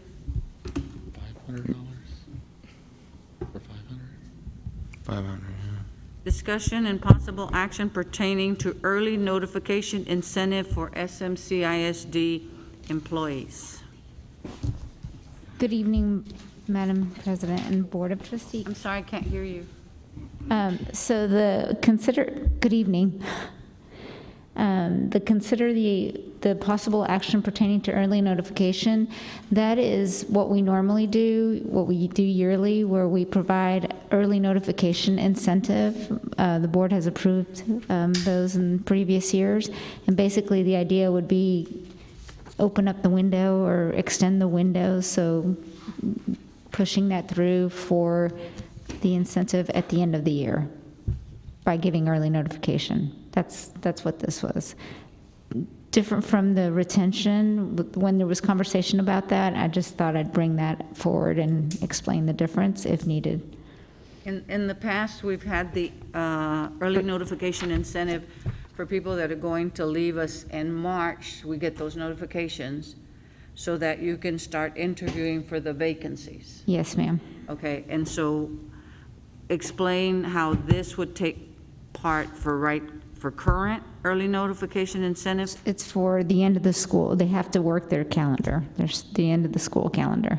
Whatever their calendar work day is. For teachers, it would be the end of the school year. For other employees, it's a different date. I don't understand. Ms. Hanson? And this can't be just for retirees, this has to be for everybody. Yes, it's resignations regardless of, Right, I yes. just wanted to clarify that, thank you. President Cantu, is Mr. this still McLaughlin? Ms. Costilla's agenda item? Yes, it is. Okay, and we discussed this some at agenda prep, and I didn't understand a clear rationale for why we would do this in October after agenda prep, and I'm still looking for it. Okay. The interest there is from some teachers that are already at the retirement position right now. That because of COVID, they really much rather just retire. They didn't take advantage of their retirement opportunities when that was presented in March. So they're saying, can we now retire early? Can we leave, like, if y'all approve anything, if it was something for the board to consider, would it be possible for me to leave in October or November or whatever it would be? And this is why I brought it in for discussion, to see what the board, where the board stood and what would be the ramifications for that. And this is something that HR presented us with, as far as maybe the cost that it would entail, and maybe the number of employees. But once again, it cannot be offered just to those retiree people. It has to be offered to other individuals that meet the criteria of having worked for the school, for this district for 5 years. Once again, I had asked, I had a note here. So you mentioned here that the recommendation regarding that would be to maybe extend extend it to January for board approval, possibly, instead of waiting to March. Is that correct? Is that what I'm So saying? it's basically what the early notification is, what we do every year, and that we do that for that reason, for budgeting and So staffing. you would say to extend it until, for the board to act on anything would be until March, until January. Is that what you're saying here? Yes, or we And can so do it in December and say, So- we know that there's by extending the window, some folks, when they go to spring break, it's like, okay, I'm ready, I want to retire. Right, but there are some employees now that are within the retirement age that don't maybe have a desire to remain beyond October or November or whatever. And so my question in regards to that was, and you did address that, was that, okay, so what does it do to us here? What does it do to the employee? You know, are these people that are saying, I'm ready to go, I don't want to stay, are they losing anything other than maybe possibly another year that they can show that they're working for their benefits? Or how does that work? No, so should somebody decide, again, it's going to depend on what position and when they retire and when they make their year. Typically, it's in January when you make your year for the year. But what's there is, and legal counsel says, early exit is, it's unlawful. We can't do early exit. So if that was a possibility, how many teachers are we looking at that maybe are at a time frame where they can just say, well, I'm ready to leave? So, Retired, shall we say? So in years past, we've had, I'm predicting about 12, but, some folks, they may have not been in education this whole time, so they have to make their year. So it really, honestly, it can vary. And following up on Mr. McLaughlin's concern the last time when we had the discussion regarding, well, where is that going to leave with, in the classroom, filling in that vacancy? I, for one, I just wanted this brought for the rest of the board to get feedback from the rest of the board and see where we might stand on that position, because I think he brought up a very interesting point, is that, which I know that I had talked to the superintendent about also. So where does that put us regarding if we have 12 teachers that are saying, I'm ready, I don't have to wait till January or whatever, I'm ready to leave right now. So where does that put us? So we do look at December graduates for the pool, but the pool is going to be limited, at this time. So we might have rooms, classrooms, without a teacher, with a sub instead, until such time that we have a pool to fill those rooms with. there's a small pool. There'll be a bigger pool in December, when we have graduates, but But again. for the interim, we would have some classrooms without a teacher and with a sub. Well, we would hope to fill those. There are folks out there that, we would hope to fill those as soon as possible, yes. Do you anticipate a positive outcome as far as filling those positions, or possibly until the first of the year? Your chances are higher at the first of the year because of the December graduates, but there are folks that are, there are pools, there are certified folks, there are lists of certified people that are looking for positions, yes. Well, we're already having to deal with Zoom classes that a lot of students are having a problem with to begin with. I'm not sure how that's going, whether that's a large number, which is already an impediment for the learning process. So I'm not sure whether not having a teacher, having to depend on a sub, whether that's something that will be impacting our student population. If it's, if it's 12 or even less than that. And If these employees were to wait till January, because you mentioned that, could they leave in January? so one of the things that we have said and we have done is, obviously if folks are coming out of their contract early, we're not making a recommendation to sanction certifications. And so if the question is, could they leave and nothing happened? No, yes. We've had a couple folks leave and out of their contract and not made a recommendation to sanction. Well, there are some teachers though that can leave now without really feeling any major ramifications. Right. Correct? Or making their year, their extra The year. other side of that coin is the fact that that classroom is empty. That's what I'm hearing. Mr. Redondo, you had a question? Thank you, Ms. Cantu. I guess it's more of a comment, if you will. During what I would assume is the most chaotic and uncertain academic year in anyone's memory, I cannot and will not vote in favor of incentivizing teachers to leave mid-year or give them some type of incentive to notify us that they're going to leave mid-year. If anything, I'm more interested in literally giving them like a Winn-Dixie bag full of money to stay and put up with all the things that we're putting them through. If it's talking about the climate in which they're working in, this board, required all staff to come back. But now one of my colleagues is talking about how due to COVID-19, some teachers want to retire. And I get that, I understand that, and I hear it each and every day from staff. But then let's address the workplace environment in which they are wanting to retire mid-year versus incentivizing them to retire mid-year or to leave or to resign early. I mean, we just had an agenda item in which we were trying to retain employees, and I think it speaks to the fact that everyone on this board knows that it's tough. But again, I don't know why we're ignoring the reasons why some of these staff are coming to us and saying that they just can't stay, right? I mean, we know it's difficult. So again, I'd be much more interested in improving their working conditions and the environment in which we are asking them to operate in.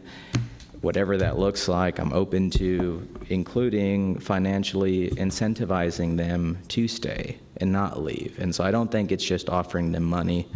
It obviously involves the workload in which that we're putting on staff and all the other things. So I find this conversation really bizarre that we are acknowledging that people want to leave, but we're not talking about why they want to leave. But that's just me. Ms. Cantu, this was an opportunity to bring to this dais the discussion as has been presented to me by more than one teacher, more than one individual, several. I don't see it as incentivizing individuals to leave. I see where they're at, that they have their years in the school district, so I'd like to go ahead and retire. I didn't retire when I was supposed to, but now given all this, I'd like to go on and retire. My concern with that is the classroom more than anything upon their departure. They're gonna leave either way. Yeah.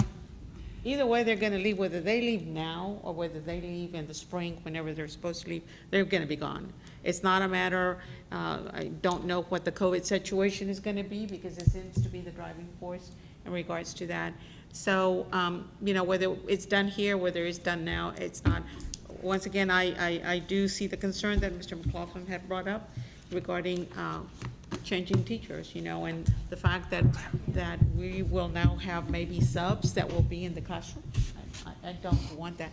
I really have no desire to consider this discussion for action at this point in time. If these individuals, you know, it's been discussed here, they can hear the feedback from the rest of the board. Okay. If they have any issues, if they want to go, they're going to have the opportunity. If the board wants to put it on for action in January, that's fine. They can proceed at that point in time.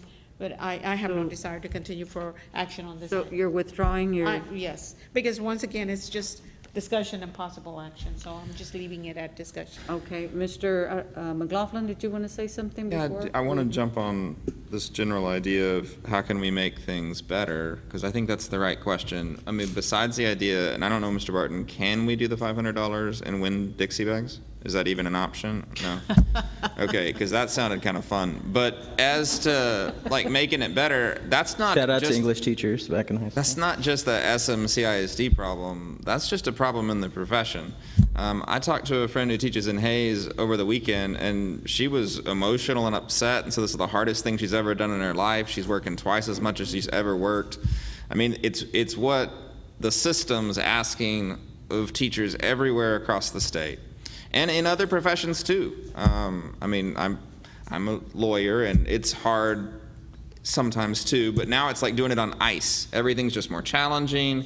Everything comes quicker. You're not, and so I know it's that way and throughout, and for all of our staff. And so I would welcome any idea of how to make it better. But I think that starts with some of the things the district's already doing to keep teachers safe, and to keep kids home when they're sick, and more of that I would support. A broader testing regime for more students and more staff, where we could identify kids that were sick, and then trace and keep kids away from school that had been exposed. I think ultimately if our teachers felt as safe as we can make them, that would relieve a lot of anxiety that's crowding into already their increased workload. But that's not a problem that we can invent a solution to. Everyone's having that trouble. We're getting very little help or guidance from the state. We're just out here on our own. So there's nothing on the agenda for this, and maybe that's something that we can talk about at agenda prep or next month. But I mean, I'm for any idea that would make it better and safer for the kids and the faculty, and relieve the stress they're all going through. And whatever the costs come to that, we can consider. But I think ultimately, I mean, the $500 is a nice recognition that this is hard, and everybody appreciates $500. But I think they would more appreciate a normal job and a safe environment. And that's not a knock on the administration, because that's something they can't unilaterally deliver. But that's what we really have to figure out a way. Keep in mind that this population that was interested in this is that population that is older, that are saying, we're gonna leave anyway. And so whether it's bizarre or not, like Mr. Arredondo alluded, you know, that's for them to determine whether it is a bizarre request or not. We have discussed it, and we had talked about it, and now we just need to, they can just decide whether they're gonna go forward or not in January, and just pack their bags and leave, or whether things will get brighter here, overall, health-wise, and it'll be a lot better, and they stay on, so. Well, I hope they do. I mean, I hope everyone does, because it's terrible for everybody and everywhere, and there, you know, hopefully it'll get better, and in November or December it'll all be gone, but it's rough. Oh, yeah. I'd like to thank Dr. Barton on a survey he made. I had a conversation with him, and I asked him if he would send out a survey to the hourly and ask them what else could we do to make them feel safer during this COVID time. And he did send it out, and he did have some results, and I'm sorry I didn't ask you to prepare that, but if you have that information with you, that's one way, is to survey our staff, because it seemed like a lot of our hourly were getting sick because they're having to clean up, or they're having for some reason they were getting sick. So I asked him to do that survey, and I know that he has the results from that. Thank you for bringing that up. We did that in the summer to learn from our employees who came back first, and the feedback was overwhelmingly positive. There's always people who have some uncertainties and some anxieties, and they were able to express that, but we asked questions like, did your supervisor change the routines to care for your health? Do you feel like you're able to keep an appropriate social distance? And are the people around you keeping an appropriate social distance? A short 5 or 6 questions, and then 2 open-ended questions about their ability to seek information and what their ideas were. We reviewed it in cabinet, and we took those as a lot of celebrations and lessons learned and guidance for when we brought back teachers. And I think that was a big part of our success, was allowing the voices of our hourly employees to craft how we supported our salaried employees when they came back to service. But I don't have the numbers with me this evening. I'd be happy to share some of that with you. I'm sorry, I didn't ask you to come prepared for that, but I think I emailed it to you. I'll dig it out and I'll send it to the entire board. Yeah, you did send the results to me, and I felt like this is reaching down into individuals, asking them, what else can we do so that you feel safer on our campus? And I would love to see that done for teachers and the other staff. But one of the questions you asked was, were you given a mask? And because some employees had said they didn't have masks or whatever. A lot of people were uncertain about the type they were getting. And again, this was back when we brought people back in June, and there was a great deal more uncertainty. The opportunities were always 100%, almost always, seldom, and never. And almost 95% of the time, it was always or almost always. And then where it wasn't, it was an opportunity, and again, I reviewed this with my team, to go back and communicate with their teams about who feels like they need some clarification or how can we improve. And again, that just kind of helped us jumpstart into September and October. You wanted to say something before because you're getting ready to do your budget amendments, right? All right, we have one budget amendment, and it's in support of item B. Before you start, did you have a? I just wanted a clarification. When we do the early notification in March or April, let's say I put in an early notification, do I still have to work through the rest of the school year? Yes. Okay. Okay, that's what I thought, but I just wanted to check. Thank you. Anybody else before we go on to the budget amendment? Okay. Approval of October 2020 budget amendments. Thank you, Mr. Barton. Dr. Barton. We have one budget amendment on page 46, and it is support of item B. So it is to fund the possible position you're considering at the high school. And so I don't know if you want to go back to that conversation or if we're coming back to that at a later date. Go back to that. And then come back to this? Okay, yeah, because that was tied into it. That it was 80,000 or something, 80? With benefits, yes, I believe Dr. Baez cited the midpoint in the 70s, So and then benefits now brings it to 80. have we heard from Juan? Well, I have heard from one, but we're in the middle of having a conversation. We want to take a little break Yes. so that he can finish up the. Approve this one, and- in an agenda prep at the other one in 2 weeks, and just go forward, rather than. I think that I am personally ready to vote on the social emotional. And you And- can add the other one at your agenda prep meeting, But let's go forward with doing it. We're going back to our consider an approval of additional social emotional counselor at San Marcos High School. Well, just McLaughlin? as a matter of where we sit in rules and such, do we have a motion and a second right now, or was that withdrawn, or? We have a motion and a second, but it's. So do we have to vote the two? We weren't sure if it complied with our agenda item. I think that's what we were trying to We find were out. checking with To see if we could change it. Mr. Cruz, that if we changed it to 2 counselors, Yeah. that it needed to be a different motion. Yeah, I understood If we that. changed it to academic counselor, that would also be a different motion. Yeah, but I think we're having like a secondary discussion that if this motion goes away, then can we just straight up approve one SEL counselor? And I would be in support of that, but I think first we have, because since there's a motion with the second, we have to find out But if. this was the motion in the second about this one. No, No, they want two counselors. non-specific counselors at the high school. Ms. Halsey's motion had to do with two counselors. Oh, okay. Well, Didn't you, Ms. Halsey? Yes? It was for two counselors, Right. and that's when we stopped the discussion because this motion only shows one. Right. And now, what did he say? He hasn't said much. Yay or much?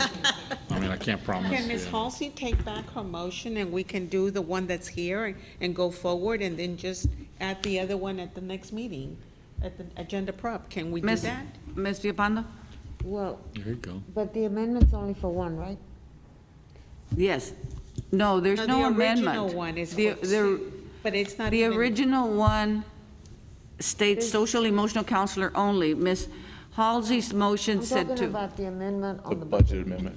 oh, you're talking about the budget amendment. The budget amendment was for the 80, It's only one, so, okay, so eventually. It's only for we one. Go back to that.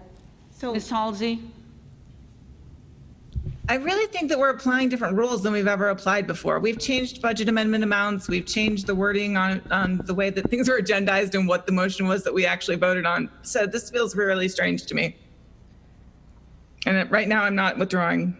Can we just Okay. take a 5-minute break to where Mr. Cardona can verbally talk to Mr. Cruz and we can get some resolution on this Mr. versus Fondo, a did you text have back some- and forth thing? Only You have the- something? I'm happy to take a 5-minute break. I don't care. I don't, well, let's wait what, Juan says, but my problem is that the way this reads, that's what we need to vote on. that's what we need to vote, that's Right. very correct. So I don't think it can carry anyway. Why don't we just vote the motion and then we can make a new motion? It's up to Ms. Halsey to withdraw her motion? No, or she doesn't want to, so let's just vote it. Oh, vote on the two? Yeah. But it's not on But our... it's not on the It's not agenda. on You the can vote agenda. against it if you want. I mean, but otherwise we're just running It around in was- circles. We have to vote on what's posted on the agenda. Yeah. I guess the strategy, though, Mrs. Costillas, is if you disagree with the intent of the motion, this is a creative way of voting against the two counselors by No, saying I you're voting know, I don't against think it it has anything to because do it's with the posted. strategy. It's from following legal process here as to what voting on what's posted on the agenda. That's all it is. What do you have? I don't have anything. I'm gonna go call Juan Cruz. Please. Can we just? We can either just take take 3 minutes or something? Let's take a 3-minute break. Was there a second on whatever Ann said? Yes, Mr. Arredondo. Mr. Arredondo seconded, but her motion is not written down in our agenda, so I don't know that we can So legally vote. What are we doing? We're taking a 3-minute break. We're taking a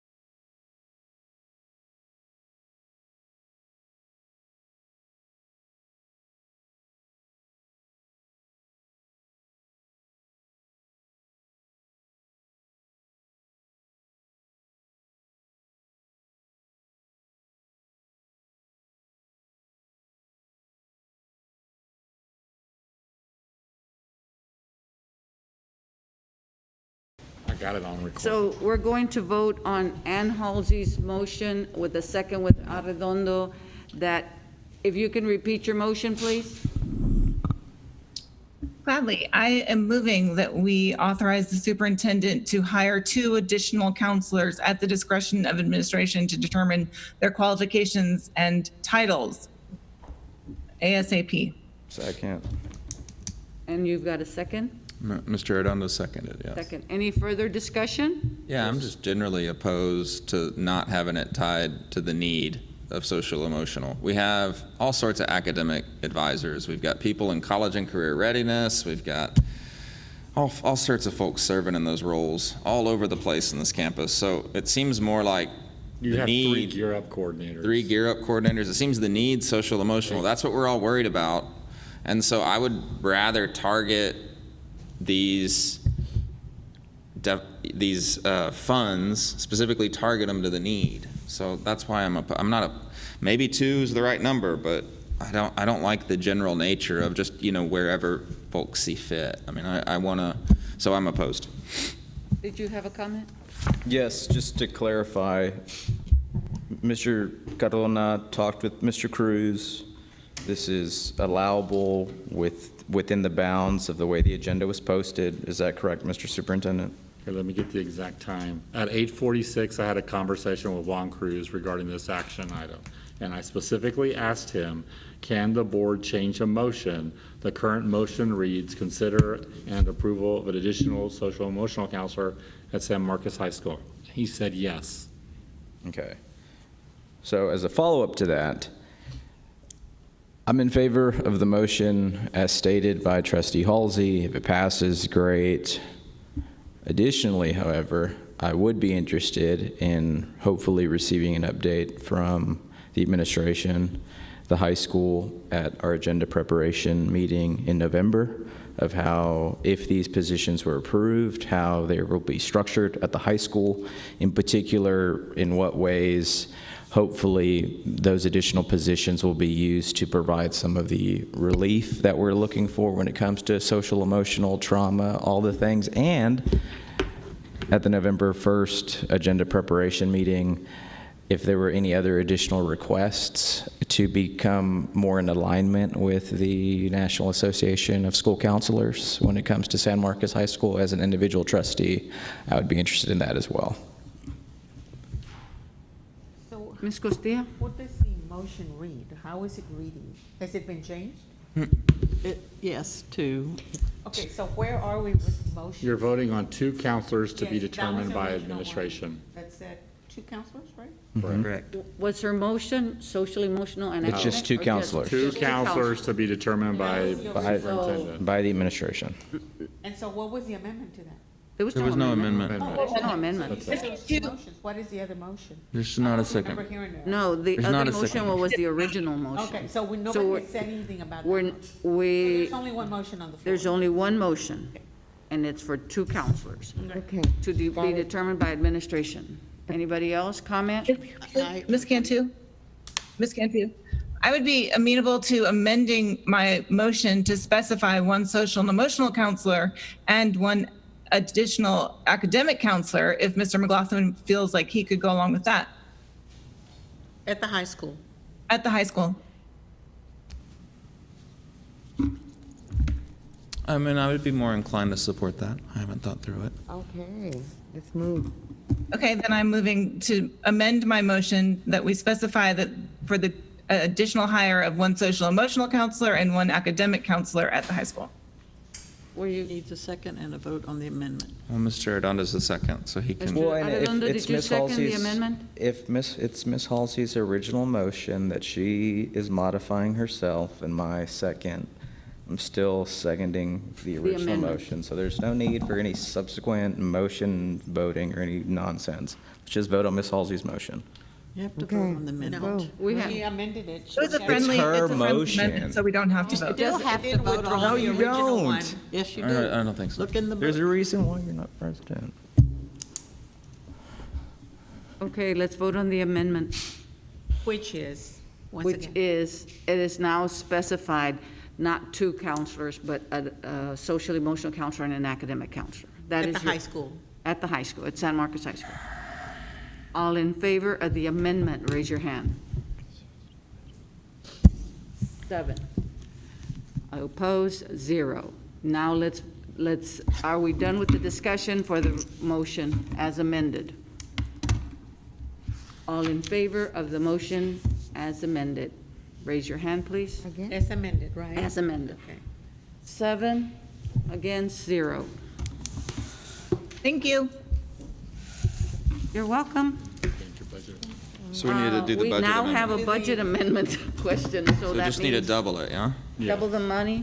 Hey, that's the easy way to do it, and if you wanted us to bring you a second one at agenda prep, it's totally at your preference.